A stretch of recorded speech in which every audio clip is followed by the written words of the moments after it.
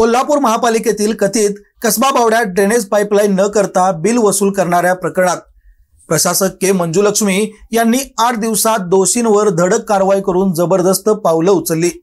कनिष्ठ अभियंता, लिपिक, अकाउंटंट यांना जबाबदारीवरून हटवण्यात आले। ही बाब कार्यपद्धतीतील पारदर्शकतेचं जिवंत उदाहरण ठरते।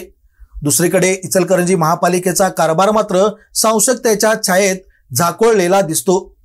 इचलकरंजी महापालिकेचा वर्धापन दिन साजरा झाल्यानंतर लगेचच उजेडात आलेल्या कचरा घोटाळ्याचं गांभीर्य लक्षात घेऊन महापालिका आयुक्त पल्लवी पाटील यांनी समिती स्थापन केली खरी, पण ती समिती केवळ मुदतवाढीच्या मागण्यांपुरतीच कार्यरत ठरते का, असा प्रश्न निर्माण झाला आहे।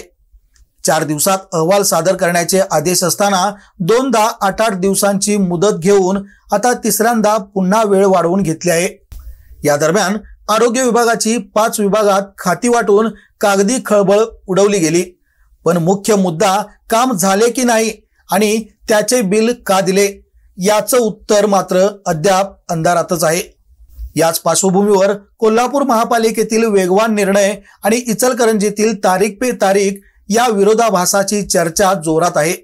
कोल्हापुरात प्रशासक मंजुलक्ष्मी यांनी कारवाईत विलंब केला असता तर तीच बाब दबावाखाली निघालेलं प्रकरण म्हणून मांडली गेली असती। मात्र त्यांनी 8 दिवसात कागदवजा आरोप कारवाईमध्ये रूपांतरित करून प्रशासनाच्या इच्छाशक्तीचं दर्शन घडवलं।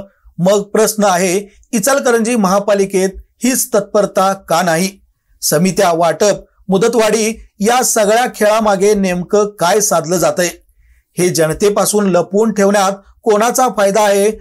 महत्वाचं म्हणजे बिलं तर गेलीच, मग त्यामागे बसलेला हिशोब कोणाचा आहे? कोल्हापुरात जे शक्य आहे ते इचलकरंजीत का नाही? प्रशासनाला याचे उत्तर द्यावेच लागेल, कारण सत्तेची खुर्ची कितीही मजबूत असली तरी ती जनतेच्या विश्वासावर उभी असते आणि एकदा तो विश्वास डळमळीत झाला की खुर्ची फार काळ टिकत नाही। ही गोष्ट राजकारणात आजवर अनेकदा सिद्ध झाली आहे।